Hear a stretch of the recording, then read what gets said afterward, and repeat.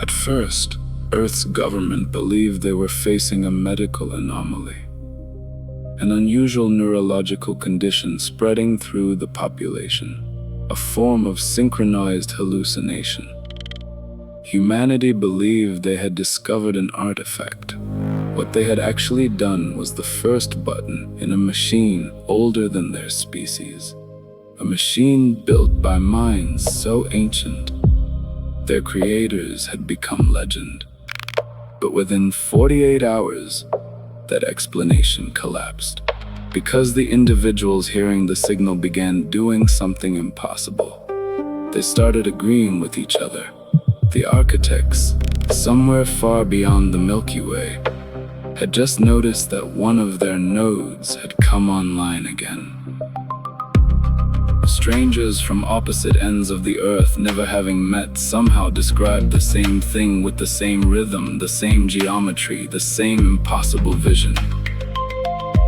Some described it as a web of stars, others saw it as an infinite machine made of light. A few called it a cathedral stretching through space.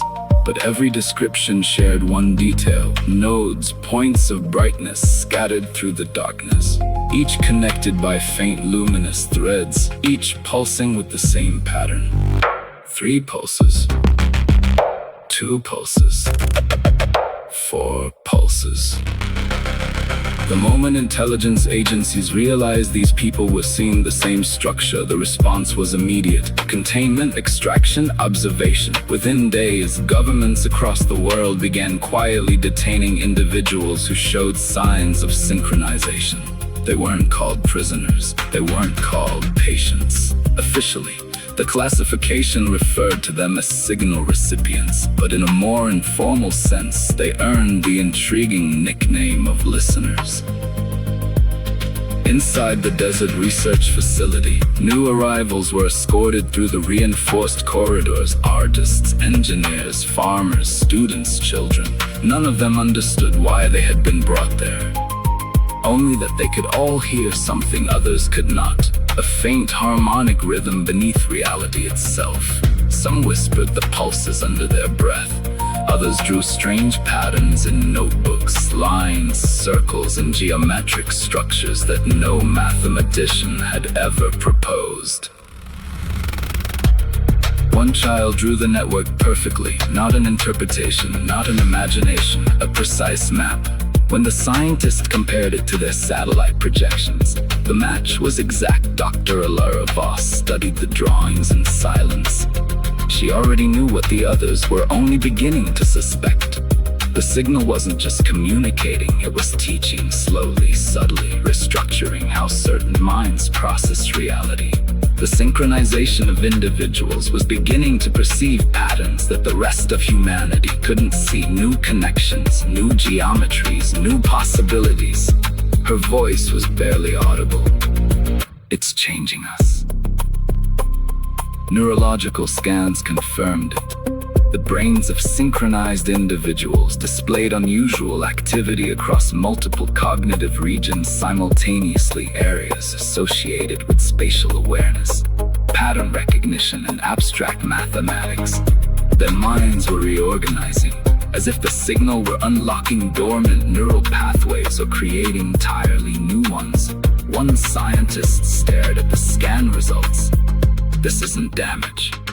Alara nodded slowly. "No." Her eyes moved toward the relic. "This is evolution." But evolution rarely happens quietly, because as the number of synchronized individuals increased, something else began happening. Some listeners reported sudden flashes of impossible memory, massive structures floating between galaxies, worlds that did not orbit stars, cities built inside rings of gravitational light, and towering shapes moving slowly through the darkness, watching and waiting. And suddenly, Alara understood something that chilled her to the core.